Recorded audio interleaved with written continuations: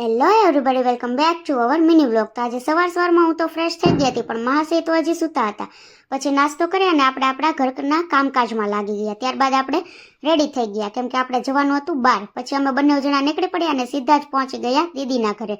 તો ત્યાં તો સેન્ડવિચનો પ્રોગ્રામ હતો અને દીદી બટેકા બાફતી હતી. તો આપણે પણ તેને થોડી હેલ્પ કરાવી અને પછી આપણે જમવા માટે બધા બેસી ગયા. અને ત્યાંથી પછી મૂવીનો પ્લાન બનાવ્યો. તો આપણે મૂવી જોવા માટે સીધા પહોંચી ગયા હતા રાજન સિનેમામાં. અને આપણે મૂવી આજે જોવાનું હતું લાલો. તો એકદમ મસ્ત મૂવી છે અને ફેમિલી સાથે જોવાય તો ગુજરાતી એકદમ મસ્ત મૂવી છે.